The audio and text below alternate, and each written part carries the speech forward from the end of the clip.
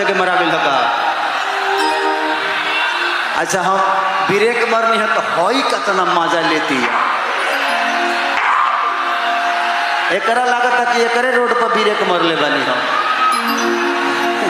कोई बात नहीं, महसूस करने में क्या जाता है ना। वाह ज्यादा नहीं खे बोले के बहुत दिक्कत हो जाएगी। कुछरा में खबलावन भइल ऊपर चढ़ल बा कि